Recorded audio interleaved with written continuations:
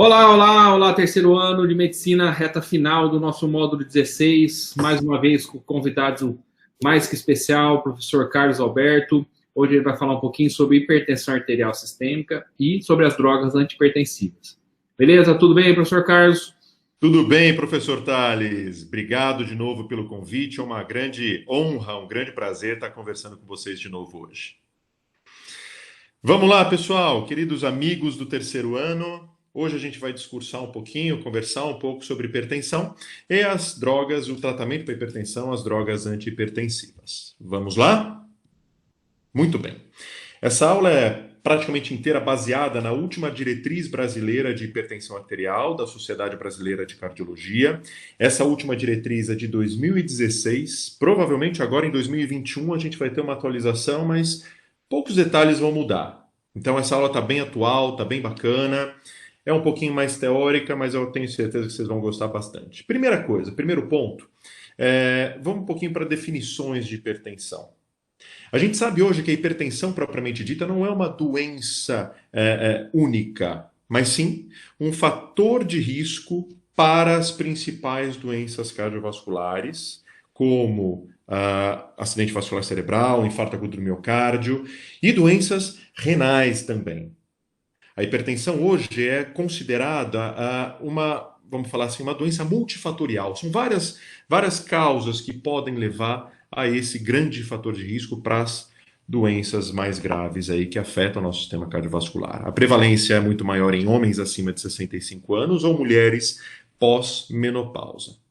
Como eu disse, uma condição clínica multifatorial e hoje a definição principal de hipertensão é quando a pressão está maior ou igual a 140 por 90 milímetros de mercúrio.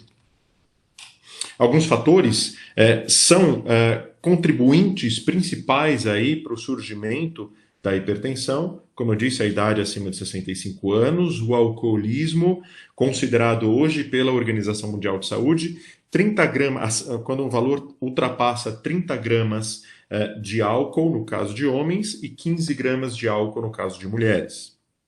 A ingesta exacerbada de sódio, considerada acima de 2 gramas de sódio por dia, ou 5 gramas de sal, também é considerado um fator de risco para o surgimento da hipertensão.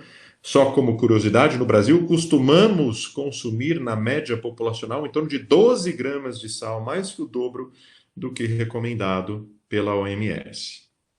A dieta inapropriada, mais focada, né, com maior gordura trans, principalmente, é um grande fator de risco.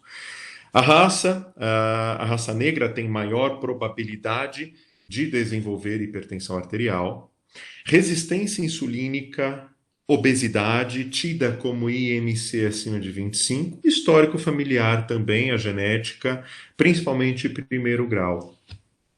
Só para ilustrar, idade avançada, dieta inapropriada, obesidade, alcoolismo, ingesta aumentada de sódio, de sal e resistência insulínica grave em isso são os principais fatores de risco para o surgimento e desenvolvimento da hipertensão arterial sistêmica. E como é que a gente classifica hipertensão? A gente sabe, pelo primeiro slide, que pressão acima de 14 por 9, maior ou igual, já é hipertensão. Mas é só isso que a gente precisa saber? Ou um pouquinho mais? Bom, acima de 14 por 9 é hipertensão, precisamos saber disso, mas a gente precisa classificar também esse paciente em graus, vamos falar assim, de hipertensão. Lembrando, a pressão normal é quando ela está abaixo, menor ou igual a 120 por 80 milímetros de mercúrio. Isso é normotensão. A pessoa normotensa tem no máximo 12 por 8 de pressão. Agora, se ela tem 12,1 por 8,1, ela já é considerada no estágio de pré-hipertensão. A pré-hipertensão ela varia de 121% a 139 de pressão sistólica e na pressão diastólica de 81 a 89 milímetros de mercúrio. Então, esse paciente já é sinal amarelo, já é considerado pré-hipertenso, o paciente que tem alta probabilidade de desenvolver hipertensão arterial sistêmica. Hipertensão estágio 1 é o que a gente falou até agora, paciente de 140 a 159 nessa faixa de pressão sistólica em milímetros de mercúrio, ou 90 a 99 milímetros de mercúrio na pressão diastólica. É considerado hipertenso estágio 1. O hipertenso estágio 2, ele vai de 160 a 179 milímetros de mercúrio na pressão sistólica, ou 100 por 109 milímetros de mercúrio na pressão diastólica. Já o hipertenso estágio 3, ele é considerado estágio 3 acima de 180 milímetros de mercúrio na pressão sistólica, ou 110 milímetros de mercúrio na pressão diastólica, lembrando que é E ou. Temos também uma modalidade isolada, que é a hipertensão sistólica isolada. O paciente que tem uma pressão sistólica acima de 140 milímetros de mercúrio, com uma pressão diastólica considerada normal. Isso daqui é muito importante. Em se havendo divergência, pessoal, entre pressão sistólica e diastólica, sempre considerar a mais alta. É muito raro, mas um paciente com uma pressão sistólica de 121 milímetros de mercúrio, mais uma pressão diastólica de 110 milímetros de mercúrio, praticamente ali convergentes, esse paciente é naturalmente considerado hipertenso estágio 3, porque ele tem uma diastólica acima de 110 milímetros de mercúrio. Entenderam isso? Esse conceito é muito importante. Eu queria que isso ficasse fixado na cabeça de vocês. Essa classificação de hipertensão nunca mais pode sair da cabeça de vocês. Legal. Vamos fazer uma viagenzinha pela teoria. Eu sei que vocês já tiveram isso nos anos anteriores, mas só para lembrar, só para refrescar um pouquinho a memória. Como é que a gente faz para aferir a pressão? Importante, sempre aferir nos dois braços.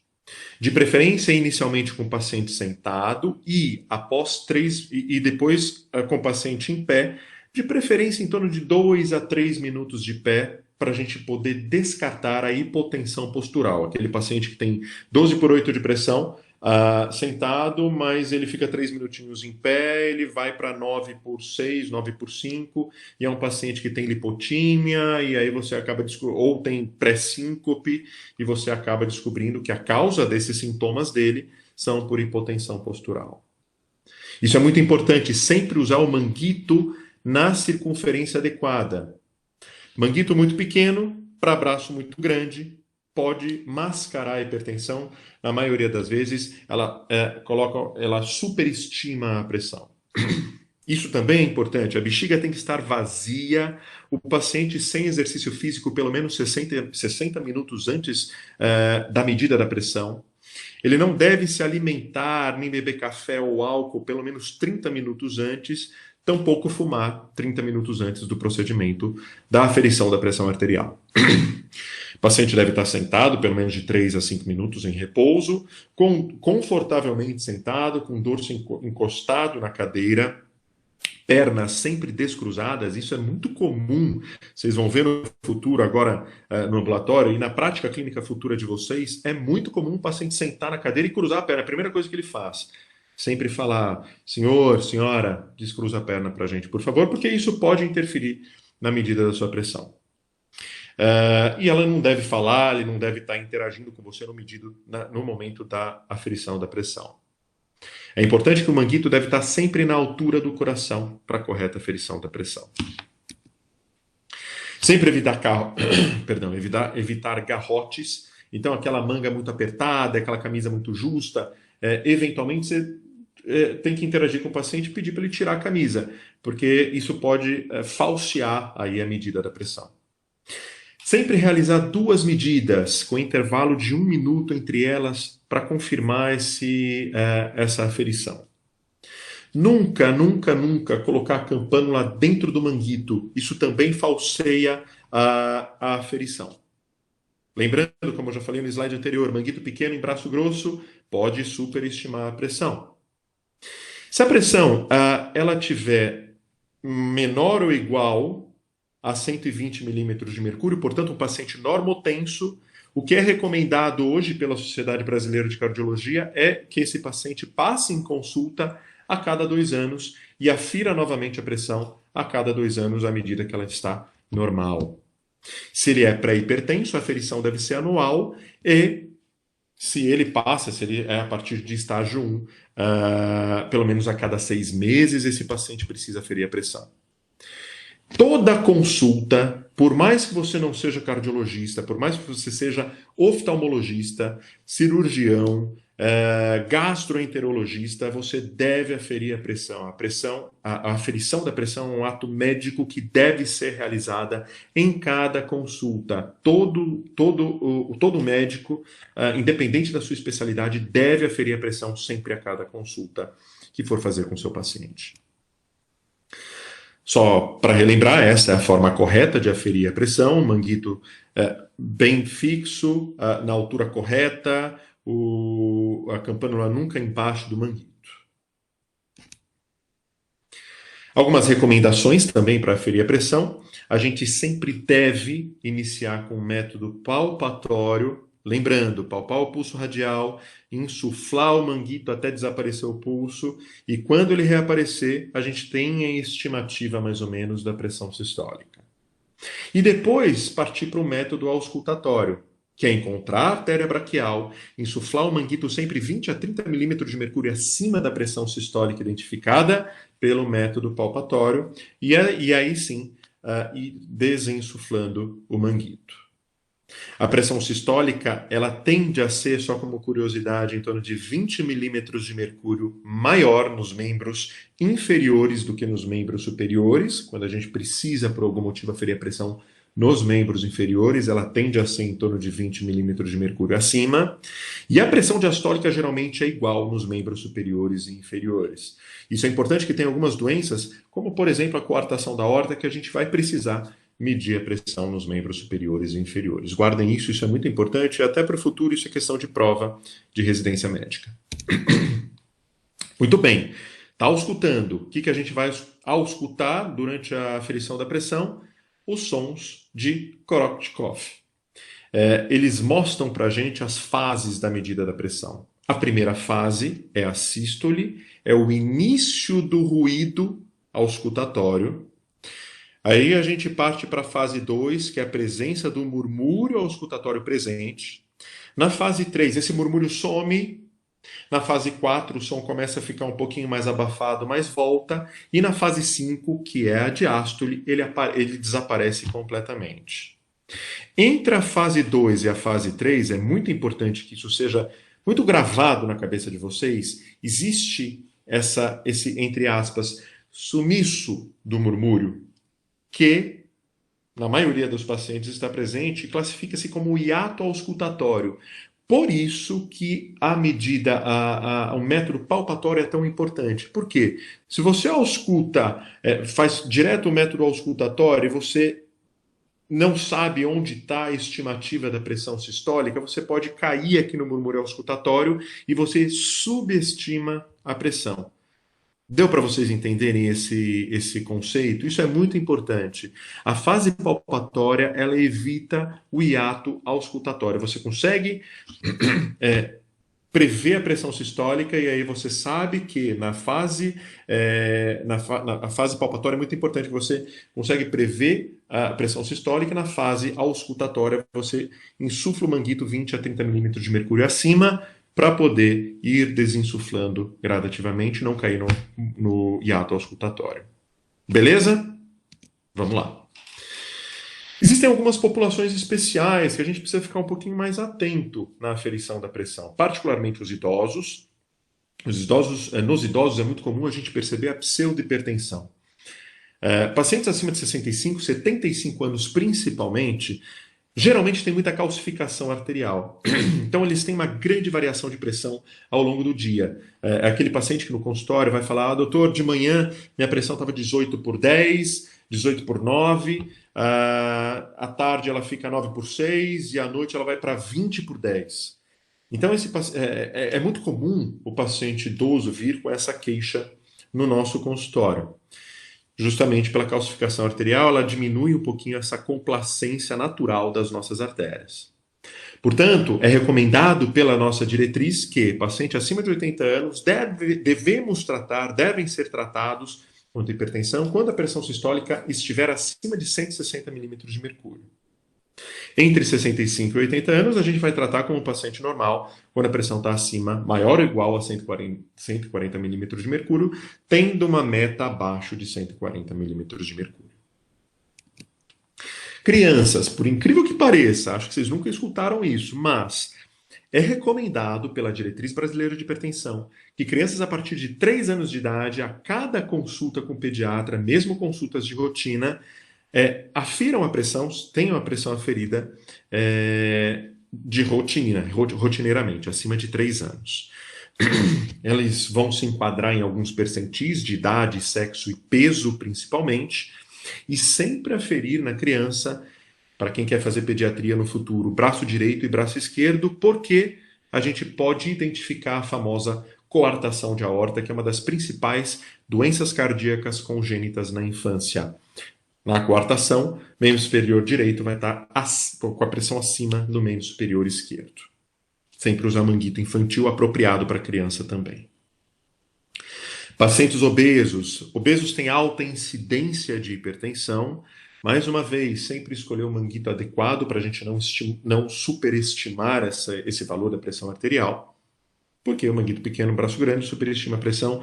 Deixei isso aqui 3 vezes na aula porque é muito, muito, muito importante. Às vezes, você está no ambulatório do SUS e não tem o manguito adequado. Você vai ter que se virar. Às vezes, insuflar o manguito no pulso radial, mas nunca insuflar o manguito pequeno no braço obeso, porque você vai superestimar a pressão e eventualmente tratar um paciente que não está hipertenso.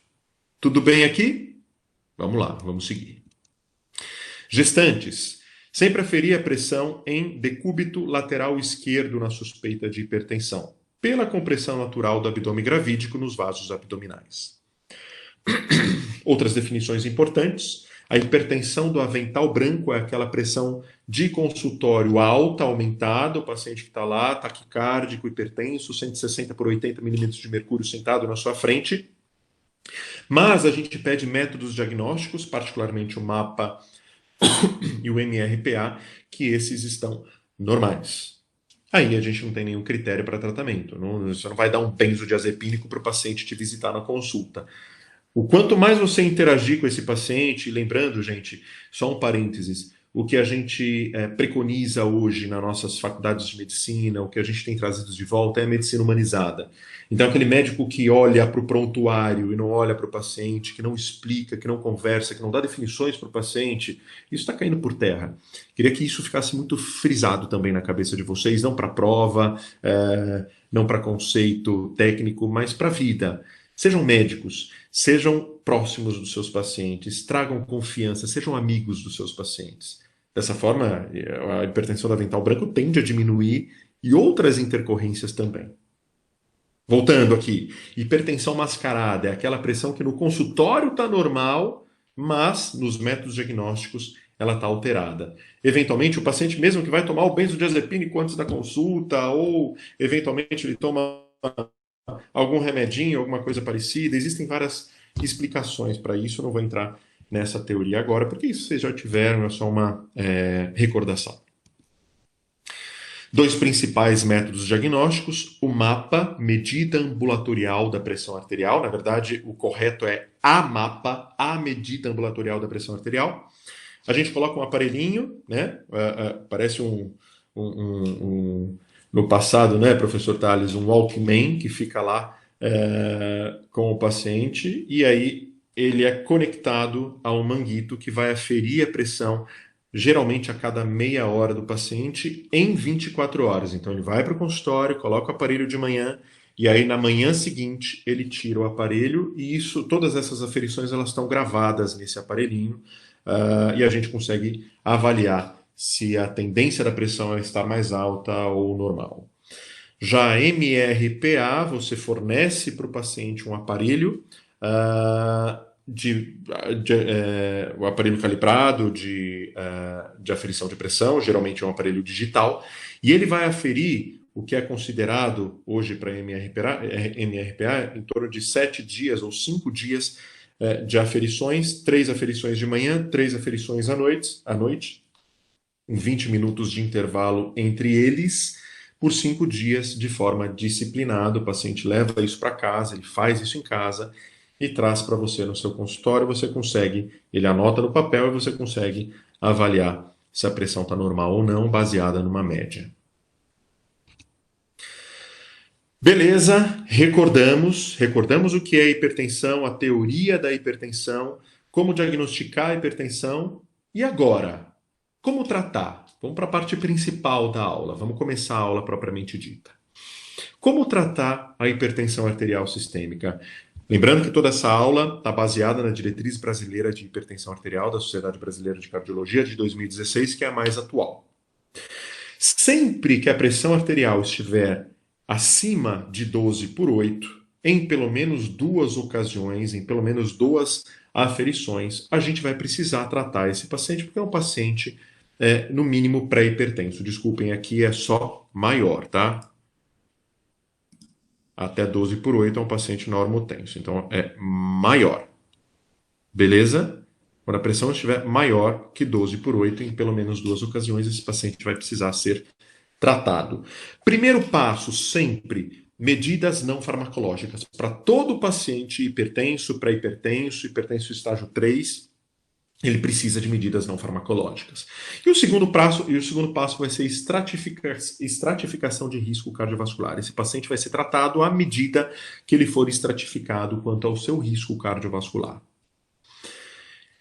Vamos lá. Estratificando, então. Quais são os pacientes de risco? Como é que a gente vai estratificar? Como é que a gente vai ver quanto risco esse paciente vai ter de desenvolver uma doença mais grave, um AVC, um infarto, visto que, como eu disse no início da aula, a hipertensão arterial sistêmica é o principal fator de risco para as doenças graves cardiovasculares. Primeiro, avaliação clínica. Nenhum exame nunca substituirá a anamnese mais exame físico. Essa é a principal função nossa, pessoal. Essa é a principal função do médico.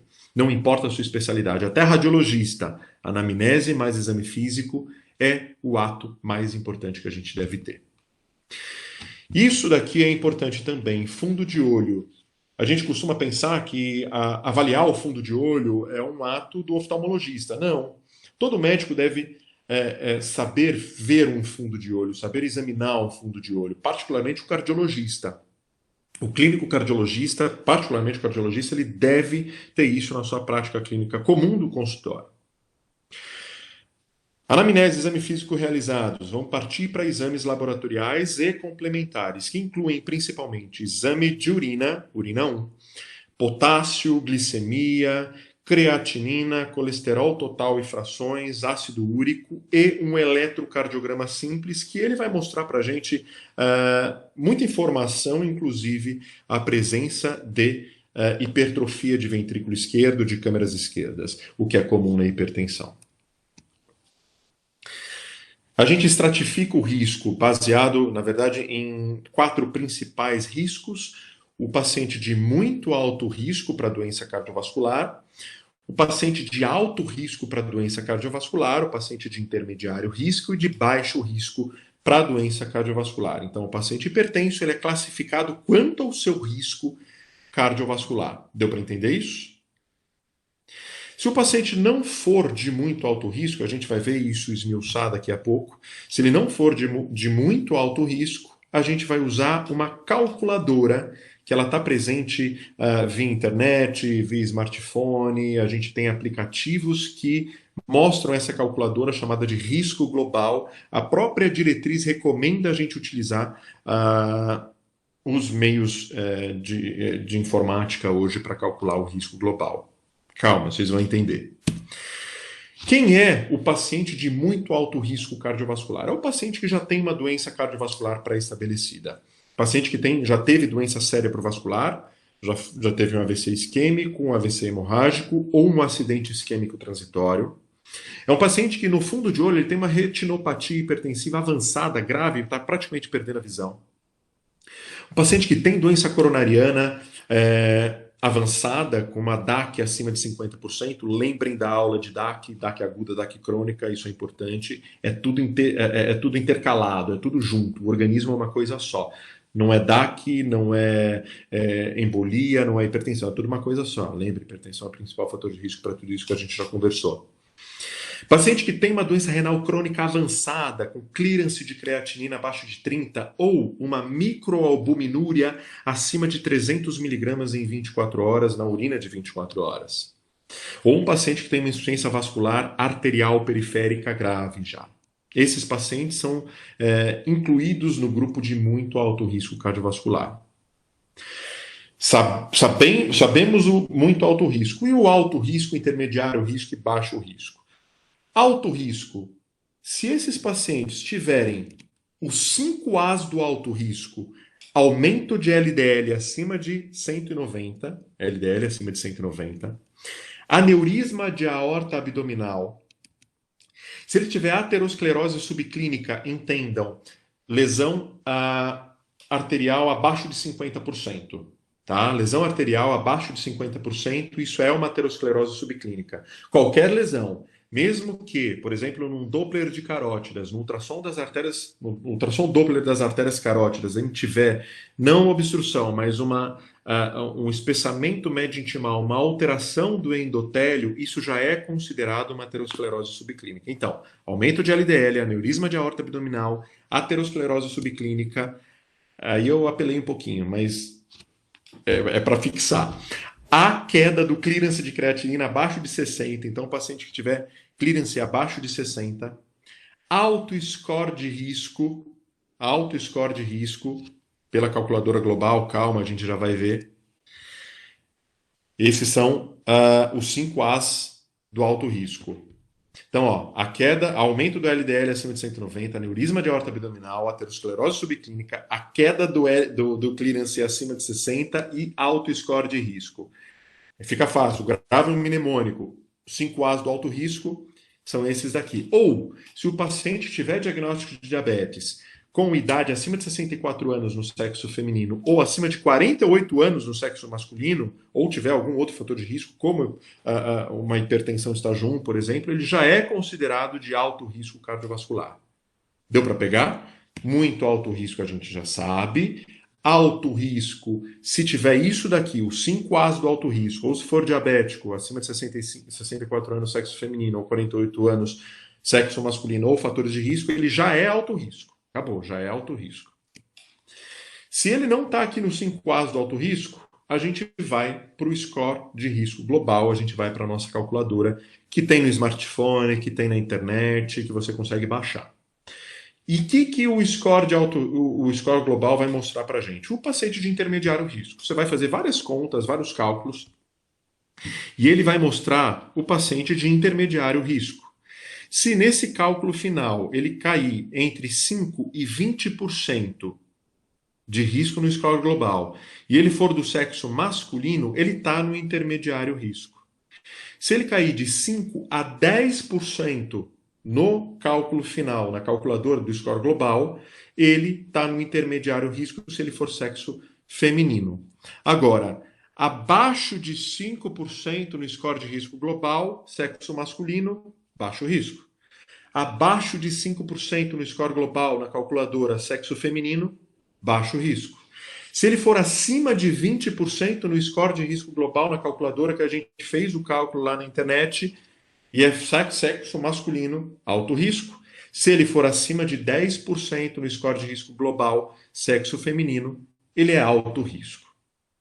É meio complicado, é meio difícil essa parte teórica, essa fase inicialzinha aí é meio complicadinha, mas é muito importante. Então já vimos, muito alto risco nos 5 As e no paciente diabético. Já vimos no score global quem é intermediário risco, quem é alto risco, quem é baixo risco. Tudo bem aí? Beleza, muito bom. E aí, já sabemos classificar o nosso paciente hipertenso quanto ao seu score de risco cardiovascular. Como é que a gente vai tratar, então? Miscelânea, vamos juntar tudo que a gente viu. Classificação, bom, o paciente é classificado como hipertenso. Acima de 14/8, acima de 14/9, ele já é hipertenso. Vamos lá. Se ele for hipertenso estágio 1 na nossa classificação e for de baixo risco cardiovascular, modificação de estilo de vida por 6 meses e você vai vê-lo no seu consultório depois de 6 meses para eventualmente reclassificá-lo e eventualmente tratá-lo. Se a pressão melhorou com essa mudança de estilo de vida, o que é mudança de estilo de vida, professor? A gente já viu no início. Tirar os fatores de risco para o aparecimento da hipertensão.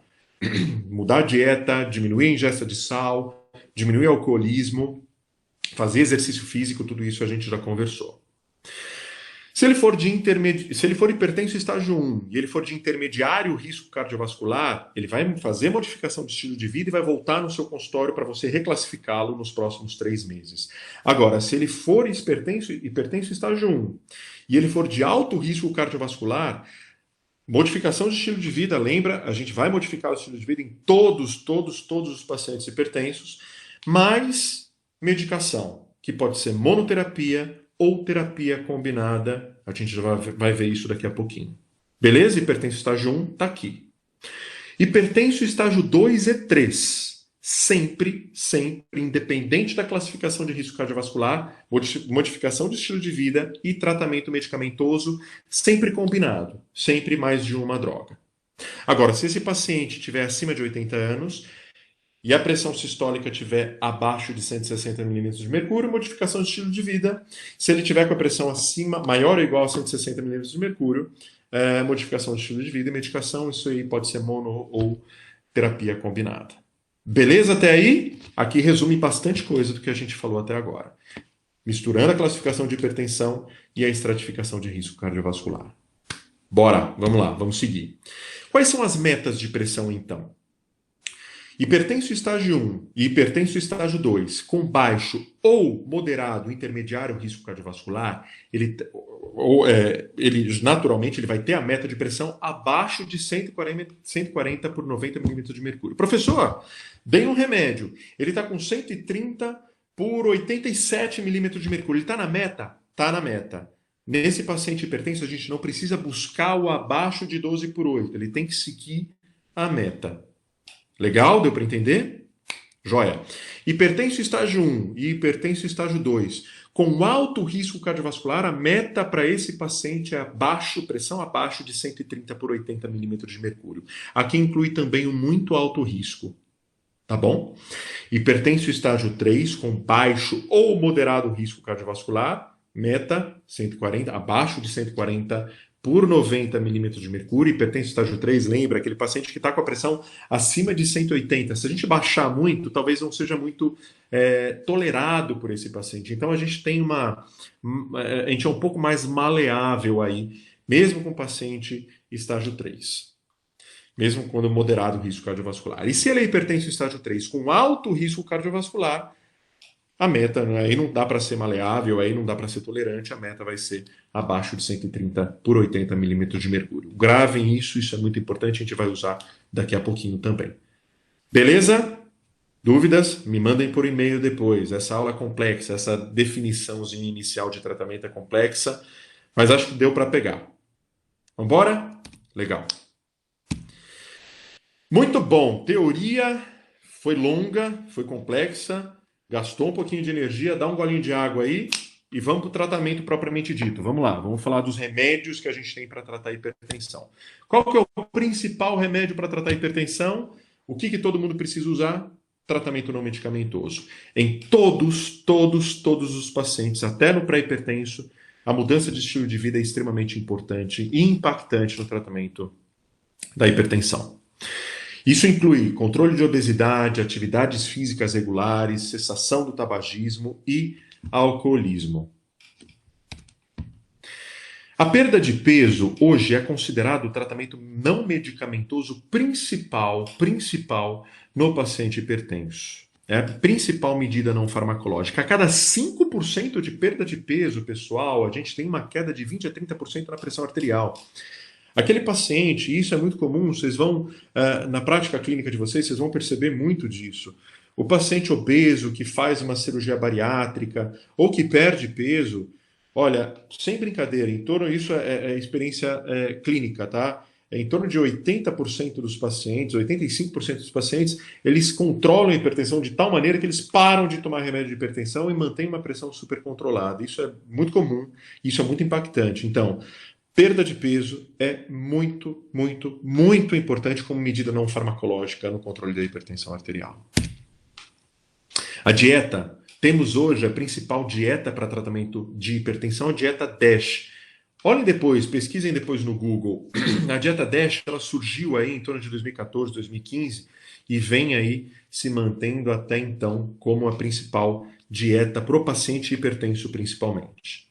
E para o coronariopato, a gente já falou disso na aula de DAC crônica. É uma dieta rica em potássio, rica em hortaliças, frutas, cereais e frango. Lógico, aquele frango sem casco, peito de frango principalmente. Pobre em carne vermelha e tem pouco colesterol, poucas gorduras saturadas. Ela tem um grande poder em baixar a pressão, mas atua pouco no peso. A ingesta de sal, como a gente já conversou, a meta é 2 gramas de sal de sódio por dia. Isso configura 5 gramas de NaCl, aquele saquinho de sal que a gente vai no restaurante, a gente ia, pelo menos antes da pandemia, né? Por dia, tá? Cada saquinho daquele tem 1 grama de sal, tá? 5 saquinhos no máximo por dia para o paciente. Isso é a recomendação geral. E paciente hipertenso, isso é mandatório. Ingesta de álcool, então lembrando, a dose máxima de álcool pela OMS, na verdade é 14 gramas de sódio para sexo feminino e 28 para o sexo masculino, a gente arredonda para 15 gramas e 30 gramas. O que é isso, professor? O que significa isso? São 2 taças pequenas, não 2 taças de vinho por dia para sexo masculino e 1 taça para sexo feminino, ou 2 copos de cerveja, 2 latas de cerveja, ou então uma dose de destilado, tá? Ou 2 doses de destilado para sexo masculino. Dose é 1 dedinho. Não é acumulativo. Então não adianta você falar assim para mim, professor, eu fui na chopada lá, entornei lá, tomei 15 copos, mas o resto da semana não tomei mais nada, tá bom? Tudo bem? Então, na média, ficou 25 gramas de etanol. Tá errado, não é acumulativo. Então, assim, isso é outro conceito muito importante, pessoal. Ó, vamos lá, vou escrever aqui para vocês. Não estimular. Não devemos estimular o nosso paciente a ingerir álcool. Nunca, nunca.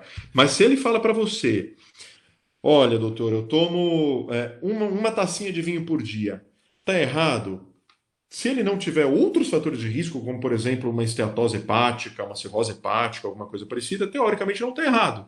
Ele pode até tomar uma tacinha de vinho por dia, não tem problema, mas você não deve estimular. Você não deve falar assim, seu João, amigão, toma uma tacinha por dia que não faz mal. Não devemos estimular. Mas se ele perguntar, não está errado.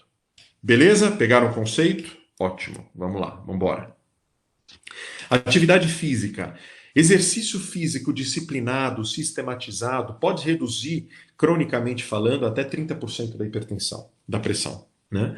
Preferencialmente exercícios aeróbicos, em torno de 30 minutos, de 5 a 7 dias por semana é o recomendado. Agora, se o paciente ele for de alto risco cardiovascular ou ele for um hipertenso estágio 3 já em tratamento, obrigatoriamente, antes de você recomendar atividade física, você precisa fazer um teste ergométrico antes e ver se a pressão vai ficar controlada ou esse paciente não tem isquemia já confirmada no teste ergométrico. Agora, se o paciente ele já chega para você com 160, com a pressão acima de 160 milímetros de mercúrio ou uma pressão diastólica acima de 105, antes de recomendar atividade física, devemos controlar a pressão desse paciente. Ótimo, já vimos, medidas não farmacológicas, já estamos controlando a pressão desse paciente em vários pontos. E aí, não conseguimos controlar só com medida não farmacológica, o paciente que ele precisa de remédio. O que a gente vai, ou assim, o paciente de estágio 2 ou 3, ele vai precisar naturalmente de remédio, além da modificação de estilo de vida. O que a gente vai objetivar em tratá-lo? Quais são os principais objetivos no tratamento não farmacológico? Bom, a gente vai querer um remédio que reduza a mortalidade cardiovascular, obviamente. A gente quer um remédio que seja eficaz por via oral, que o paciente consiga tomar por via oral e manter a pressão controlada. Que seja bem tolerável, e que tem um menor número de tomadas por dia. Lógico, quanto menor o número de tomadas, melhor, mais fácil o paciente aderir ao tratamento.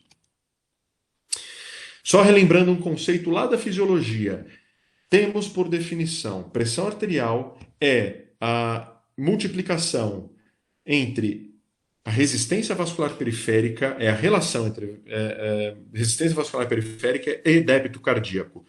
Guardem no bolso esse conceito que a gente vai ver daqui a pouquinho de novo. Bom, hipertensão diagnosticada. Precisamos tratar do ponto de vista farmacológico esse paciente. Como é que a gente vai tratar? Qualquer remédio? Vamos dar qualquer remédio ali para ele? Não, não vamos. A gente vai ter algumas escolhas, a gente tem vários medicamentos aí no mercado, mas a gente vai ter que lançar mão de algumas escolhas, de algumas classes, que são as chamadas classes de primeira linha, tratamento antihipertensivo, remédios de primeira linha para tratamento de hipertensão, que são os que a gente vai dar preferência para o nosso paciente.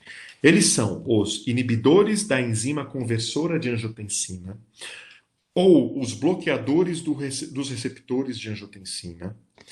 Temos também os bloqueadores dos canais de cálcio e os diuréticos tiazídicos. Estes daqui são os antihipertensivos hoje, na diretriz brasileira de hipertensão em 2016 e até hoje, com certeza na atualização da diretriz, que deve estar chegando. Informações quentes aí devem sair provavelmente agora em 2021. Era para sair em 2020, mas a pandemia complicou tudo para a gente, né? Mas vai sair em 2021 com certeza e vai manter isso, tá? Temos também os diuréticos poupadores de potássio, que não são de primeira linha, mas são a quarta classe no tratamento antihipertensivo, e os beta-bloqueadores, que no passado faziam parte aí do tratamento de primeira linha, saíram. Hoje eles só são, entre aspas, primeira linha em casos específicos, a gente vai entender.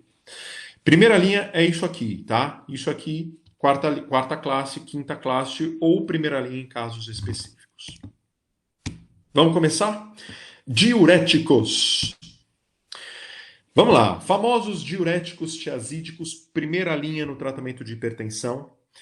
Como é que eles atuam? Na fase inicial da sua tomada, do tratamento com diuréticos tiazídicos, a gente tem uma redução do volume intracelular, a gente tem uma diminuição de volume mesmo, ele funciona como diurético, ele excreta realmente volume, você perde líquido. Agora, após 4 a 6 semanas, esse volume se normaliza. Então, ele não atua mais como diurético, mas sim como um vasodilatador. Ele atua na resistência vascular periférica, causando uma vasodilatação. É uma classe de drogas que, por ser primeira linha, atua na diminuição da mortalidade cardiovascular. Mecanismo de ação, ele vai atuar lá no néfron, no túbulo distal, diminuindo a reabsorção de sódio e cloro. Ele também diminui a excreção de sódio como efeito a excreção de cálcio, não sódio. Lógico, ele diminui a reabsorção de sódio, ele excreta sódio, tá? E ele diminui a excreção de cálcio, o que é bom no tratamento de osteoporose. Então, algumas senhoras, elas mesmo não hipertensas, elas tomam diurético tiazídico com essa finalidade. Então, para segurar um pouquinho mais cálcio para tratar osteoporose. Também nefrolitíase, se você puxa para dentro o cálcio, você fica com menos cálcio disponível ali no rim, você tem menos chance de formar cálculos à base de cálcio no rim. Só que também diminui a excreção de ácido úrico, então o paciente que já tem um ácido úrico mais alto, essa classe deve ser dada, né, com cautela, porque pode piorar crises de gota. E potássio também, ele diminui a excreção de potássio, cuidado com hipercalemia. A gente não deve introduzir diuréticos tiazídicos se na primeira consulta o paciente já chega com clearance de creatinina abaixo de 30, mas se ele já tomava e o clearance vai para baixo de 30, não precisa tirar, pode manter. Temos que tomar cuidado em idosos, principalmente pela depressão de volume, e os principais efeitos colaterais são os 3 hipo e os 3 hiper. 3 hipo, hipovolemia, hiponatremia, perde sódio, hipocalemia, o potássio também, ele acaba, desculpa, eu coloquei no slide anterior, mas ele perde um pouquinho de potássio, ele excreta potássio, ele não segura potássio, ele perde potássio, isso é muito importante, tá? Então, ele não diminui a excreção de potássio, ele aumenta a excreção de potássio, tá bom? Deu para pegar aqui? Então, ele perde potássio. Então, esses são os efeitos colaterais: hipovolemia, hiponatremia, hipocalemia. E os três hiper? Hiperglicemia, hipertrigliceridemia, aumenta triglicérides, e hiperuricemia, a gente já viu que ele diminui a excreção de ácido úrico. Por que desses dois? O que acontece aqui? Ele bloqueia, como efeito colateral, a liberação da insulina, então aumenta a glicose, aumenta a triglicérides, também pode gerar hipotência. Tudo bem aqui, pessoal? Vamos seguir? Muito bom. Quais são os principais diuréticos tiazídicos? Temos a hidroclorotiazida, com a dose habitual de 12,5 a 25 miligramas uma vez ao dia, não 2 vezes ao dia, uma vez ao dia é a dose. A clortalidona, 12,5 a 25 miligramas uma vez ao dia.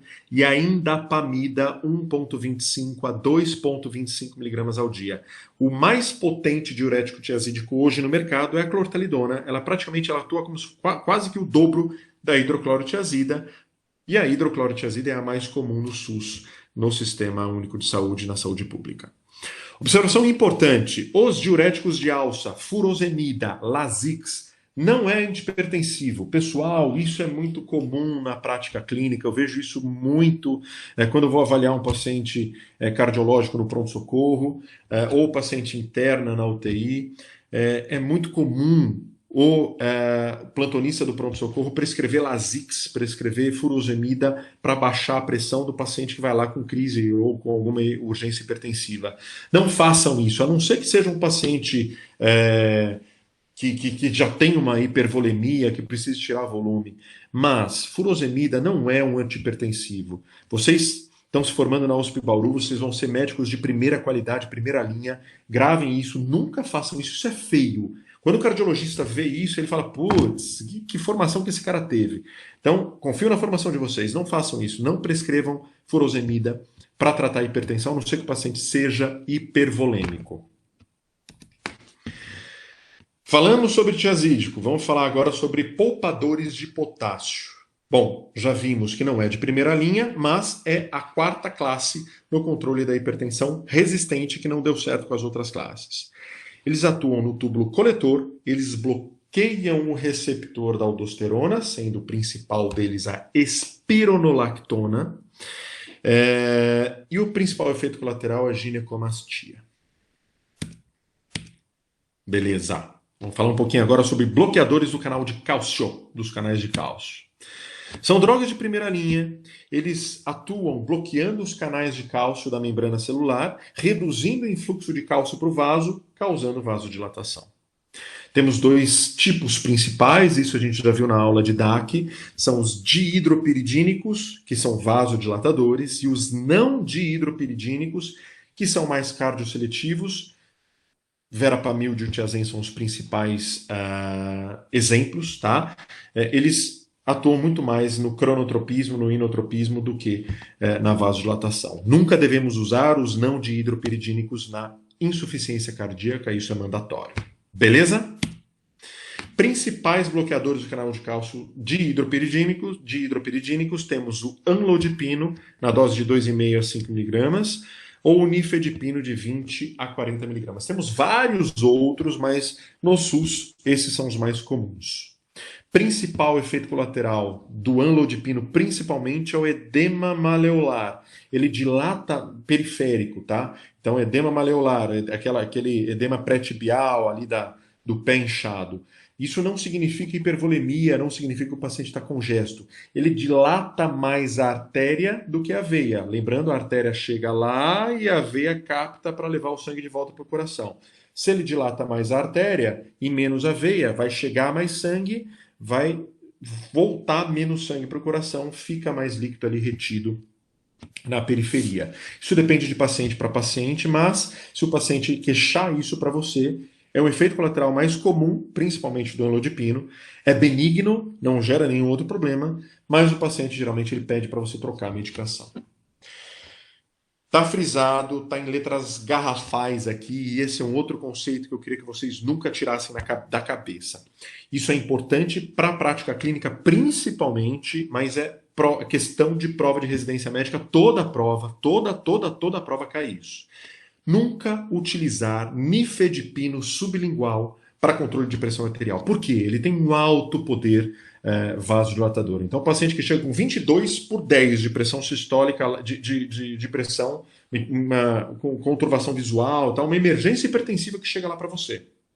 Você dá nifedipino sublingual, o que vai acontecer? A pressão desse cara vai baixar e vai chegar a 12/8. Qual que é o principal efeito colateral disso? Aumenta a incidência de acidente vascular cerebral isquêmico. Então, isso é má prática médica, você perde o seu CRM. Se você fizer isso no seu primeiro plantão, depois que você tiver o seu CRM na mão, você vai ser condenado, você vai perder seu CRM. Nunca façam isso, isso é crime, não pode fazer. Legal, já vimos sobre diuréticos, já vimos sobre bloqueadores dos canais de cálcio. Vamos para a cereja do bolo? Inibidores do sistema renina-angiotensina-aldosterona. Bom, essa é a cereja do bolo. Como é que funciona esse sistema? No nosso fígado, a gente produz uma enzima chamada angiotensinogênio. Uma proteína chamada angiotensinogênio, que através de uma enzima chamada renina, ela é convertida para angiotensina 1. Outra enzima chamada ECA, enzima conversora da angiotensina, ela converge a angiotensina 1 para angiotensina 2, que se liga nos receptores AT1, que levam à vasoconstrição, e os receptores AT2, que geram vasodilatação, isso nos nossos vasos periféricos. Legal?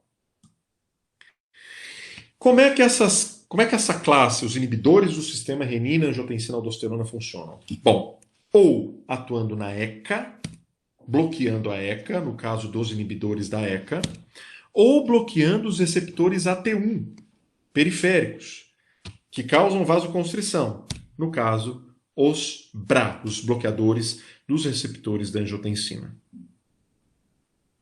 Então vamos lá, no paciente hipertenso, predomina muito mais no corpo, por adequação, por seletividade, por adequação do corpo, predomina mais receptores AT1.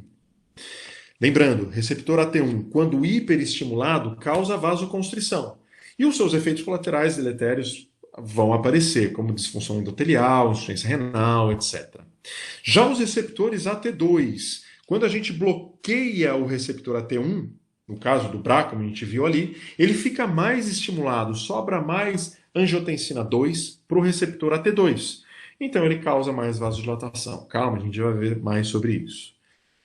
Essa classe de medicações, ou essas classes, são contraindicadas na gestação pelo risco de teratogenicidade.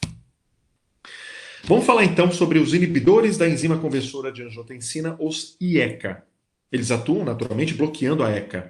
Então eles bloqueiam o receptor, bloqueiam o substrato, a conversão da angiotensina 1 para 2, bloqueando o substrato para os receptores AT1 e AT2. Sabe-se também que o pulmão libera uma substância chamada bradicinina. A bradicinina ela é uma substância que é degradada no pulmão pela ECA, pela enzima conversora de angiotensina. E ela é degradada em fragmentos de cinina. Quando você bloqueia a ECA, você bloqueia também a ECA que degrada a bradicinina. Então você aumenta a bradicinina e diminui cinina. Qual que é o principal efeito colateral da bradicinina? Tosse. É o principal efeito adverso dos IECA como um todo. Quando tem muita bradicinina circulando no corpo, a gente pode ter um risco de angedema. Isso daqui é um efeito colateral mais baixo, efeito adverso menos incidente, mas presente também nos IECA. Então vamos lá. No paciente hipertenso como um todo, existe uma menor quantidade de glomérulos funcionais. No rim dele, tá? Então no rim do paciente hipertenso existe menos glomérulos funcionais. Os glomérulos que são remanescentes, que são funcionais, eles naturalmente vão trabalhar sobrecarregados. Concordam? Se tem menos, o que resta vai trabalhar sobrecarregado. Qual que é o principal mecanismo de ação dos IECA? Esses glomérulos que estão trabalhando funcionalmente a mais, ele acaba sendo hiperestimulado. Então você gera uma hiperfiltração e isso gera uma nefropatia crônica. Qual que é o principal mecanismo de ação do Zieca? Vasodilatar a artéria eferente do rim. Se você vasodilata a artéria eferente, o que você vai fazer? Você vai aportar mais sangue para o néfron, certo? Se você vai aportar mais sangue para o néfron, você tem mais oxigênio, você tem mais substrato para ele trabalhar, você diminui a sobrecarga desse mecanismo. Beleza? Deu para entender qual que é o mecanismo de ação do IECA? Joia. Quais são os principais IECAs disponíveis no mercado? No SUS, a gente tem o captopril, que ele a dose varia de 12,5 a 50 miligramas de 8 em 8 horas. Não adianta dar captopril uma vez ao dia, pessoal. Isso é outro erro importante. Isso é muito visto. Não adianta dar captopril uma vez ao dia. É sempre de 8 em 8 horas. A meia-vida do captopril é 8 horas. Enalapril, 40 miligramas de 12 em 12 horas. Aí, mais na prática particular, tem pouco no SUS, o perindopril e o ramipril também são importantes, mas tem bastante, não são medicações tão caras, então dá para a gente medicar. Grande vantagem, uma vez ao dia, ambos, perindopril e ramipril. E os bloqueadores dos receptores de angiotensina, como é que eles funcionam, os BRAs? Como a gente já viu, ele vai bloquear o receptor AT1, que causa vasoconstrição, disponibilizando mais angiotensina 2 para o receptor AT2, gerando vasodilatação. Ele não atua na ECA, não tem nada a ver com a ECA, então ele não afeta a bradicinina. Para o paciente, a principal indicação hoje do BRA na prática clínica é para o paciente que tem contraindicação ou não tolerabilidade aos IECA. Tudo bem? Quais são os principais? A losartana, muito comum no SUS, que ela vai de 25 a 100 miligramas, 1 a 2 tomadas ao dia, sendo a dose máxima 100 miligramas ao dia. É muito comum no meu consultório eu ver médico já de muito tempo de prática clínica prescrever 100 miligramas de 12 em 12 horas. Não, a dose máxima da losartana é 100 miligramas ao dia. Temos também a valsartana, que vai de 80 a 320 miligramas uma vez ao dia, candesartana de 8 a 32, uma vez ao dia, olmesartana de 20 a 40, uma vez ao dia, e telmisartana de 40 a 80, uma vez ao dia, para o SUS, losartana. Muito, muito, muito importante, talvez... Bom, essa aula tem muito ponto importante que eu pedi para vocês frisarem, mas talvez um dos pontos mais importantes dessa aula seja isso daqui, ó. Nunca, pessoal, associar IECA e BRA. É ou IECA ou BRA. Nunca associar. Chegou-se a terem... houveram trabalhos aí com nefrologistas e tal, no duplo bloqueio lá do sistema renina-angiotensina-aldosterona. Isso piora a função renal, isso aí é má prática clínica, piora a evolução do paciente. Então, nunca fazer isso é má prática clínica. Tá bom? Beleza? E vamos então para os beta-bloqueadores. Vamos entender um pouquinho dessa outra classe, que antes era classe 1, hoje saiu da classe 1. Relembrando então, vamos lá? PA é o quê? Resistência vascular periférica vezes débito cardíaco. E o que é débito cardíaco? Volume sistólico vezes frequência cardíaca. Joia? Beleza? Isso aí lá da fisiologia, lá atrás. Tem que estar fresco na cabeça de vocês. Os beta-bloqueadores, eles diminuem a pressão, mas ele vai diminuir pouco o risco de eventos cardiovasculares em paciente que não tem uma doença cardiovascular estabelecida. Ele atua diminuindo o débito cardíaco. Qual que é a principal ação do beta-bloqueador? Ele vai diminuir a frequência cardíaca. Lembram da aula de DAC? Que eu expliquei isso para vocês? Então, o beta-bloqueador ele é um inotrópico negativo. Então, ele diminui a frequência cardíaca, ele vai diminuir a pressão, diminuindo o débito cardíaco por ação na frequência cardíaca principalmente. Hoje é considerada a quinta classe de antihipertensivo, atrás da espironolactona, do diurético poupador de potássio, mas é o diurético de escolha no paciente com DAC. Então, o paciente de muito alto risco, ele naturalmente já vai estar usando o beta-bloqueador. Lembra da aula de DAC? A gente não quer forçar demais o coração, a gente quer diminuir um pouquinho a frequência cardíaca, diminuir o trabalho cardíaco. Temos no nosso corpo receptores beta 1 e beta 2. Os receptores beta 1 são predominantemente cardíacos, então ele diminui, é responsável por cronotropismo e inotropismo, a gente já conversou sobre isso. E os receptores beta 2, eles são basicamente periféricos, responsáveis pela vasodilatação. O bloqueio beta 1, beta bloqueadores, eles bloqueiam os receptores beta, natural. Se ele bloqueia beta 1, ele diminui cronotropismo e inotropismo, atua no débito cardíaco, diminui a pressão, pouco, mas diminui por atuação no débito cardíaco. Agora, se esses beta-bloqueadores, eles bloqueiam beta 2, o que vai acontecer? Ele vai causar vasoconstrição reflexa e ele também pode gerar broncoconstrição. Por quê? A gente também tem receptores beta 2 nos brônquios. E também liberação de glicose pelo fígado, também tem receptor beta 2 lá. Então, assim, principal efeito colateral de beta-bloqueadores. Qual que é o principal efeito colateral dos beta-bloqueadores? Broncoconstrição. Paciente DPOC não deve usar beta-bloqueador, principalmente os não seletivos. Existem beta-bloqueadores seletivos beta 1, vamos entender isso daqui a pouquinho. Beleza? Então vamos lá. Quais são as gerações, então? Existem 3 gerações de beta-bloqueadores. Os de primeira geração são beta-bloqueadores não seletivos, não cardioseletivos. Como exemplo, temos o propranolol e o pindolol. São beta-bloqueadores, são drogas que atuam no beta 1 e no beta 2, ou seja, causam ali a diminuição do débito cardíaco, mas pode causar uma vasoconstrição reflexa e broncoconstrição. O paciente que tem DPOC não pode usar propranolol. Não pode usar propranolol. Beta-bloqueadores de segunda geração, esses sim são cardioseletivos, são seletivos para beta 1. Como exemplo, temos o atenolol, o bisoprolol e o metoprolol. E os de terceira geração, temos tanto não seletivos quanto seletivos beta 1. Não seletivos, exemplo, carvedilol, seletivos beta 1, o nebivolol. Por que eu deixei um asteriscozinho aqui? Vamos entender. Bom, particularidades. Atenolol é contraindicado na gestação, completamente contraindicado. Metoprolol pode, é o mais aceitável. Propranolol é lipossolúvel. Qual que é a principal indicação hoje do propranolol, visto que ele não é cardioseletivo? Tratamento de migrânia, enxaqueca. Ele é lipossolúvel, a gente tem receptores beta 2 ali também no sistema nervoso central, então ele trata a migrânia.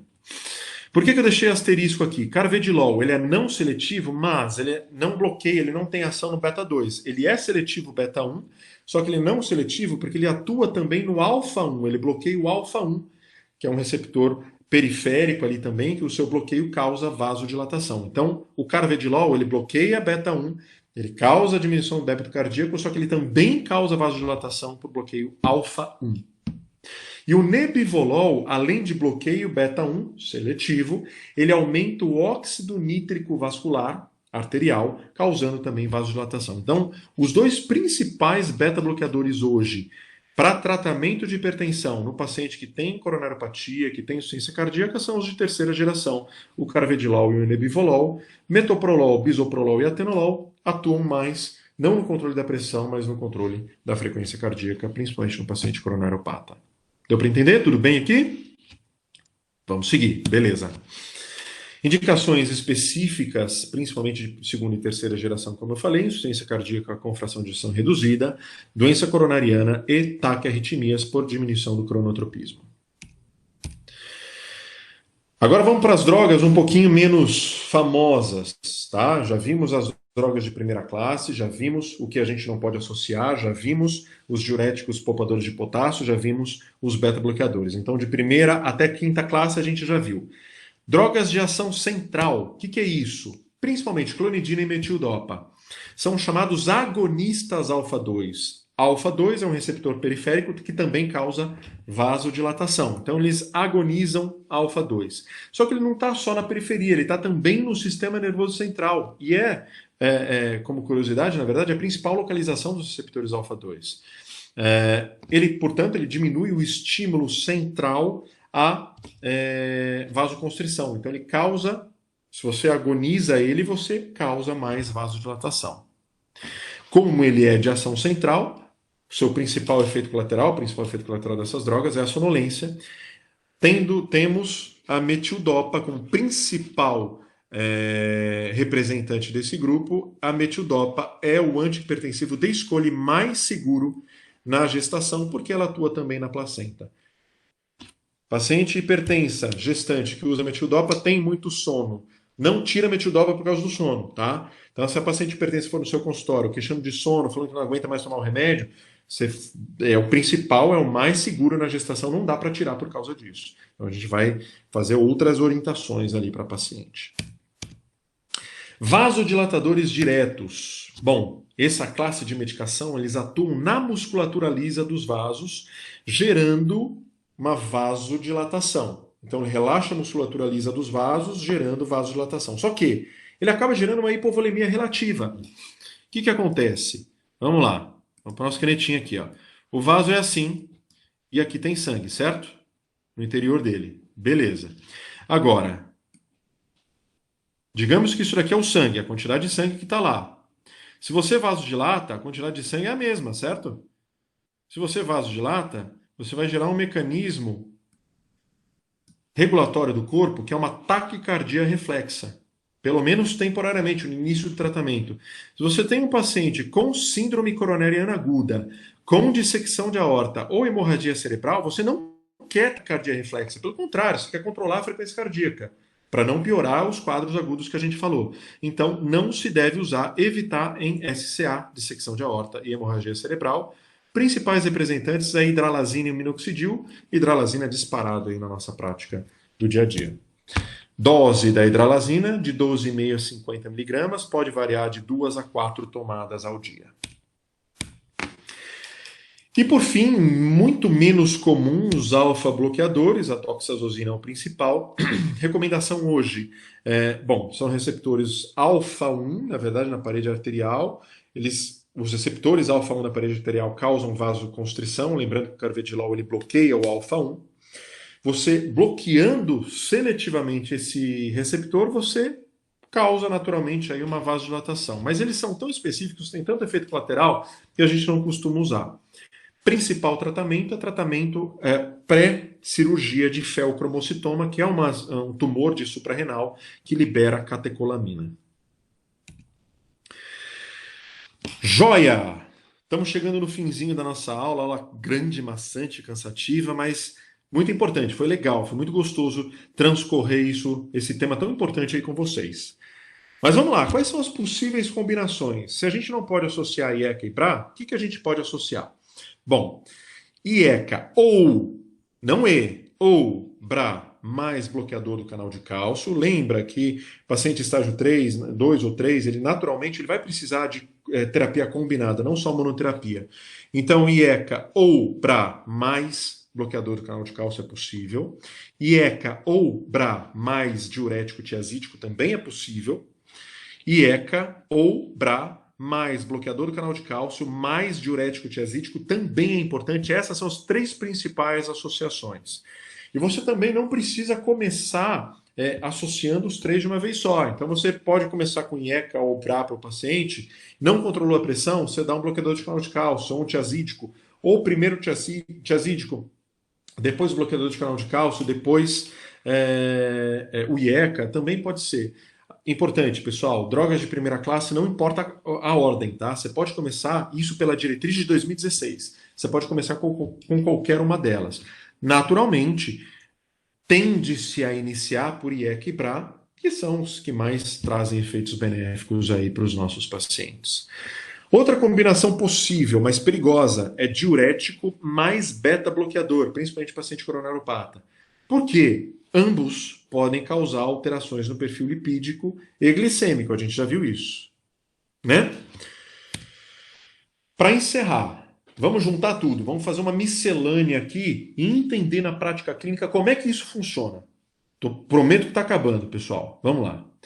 Esse aqui é o João, tá? Ele é professor de medicina na USP Bauru, tá? Só que ele é estressado, ele dá aula em um monte de outro lugar, ele sustenta a família inteira, é um paciente super, super, super estressado. Sexo masculino tem 50 anos. Bom, Ele, de comorbidades, é hipertenso. Ele tem naturalmente um sobrepeso, a gente está vendo aqui na foto do João. Ele é dislipidêmico, ele é diabético e ele tem uma doença coronariana, já sabidamente por um cateterismo que ele fez há um ano atrás, com uma descendente anterior com 50% de obstrução. Vamos lá. 50 anos, diabético, doença coronariana. Se eu tivesse ao vivo com vocês, eu ia fazer uma enquete.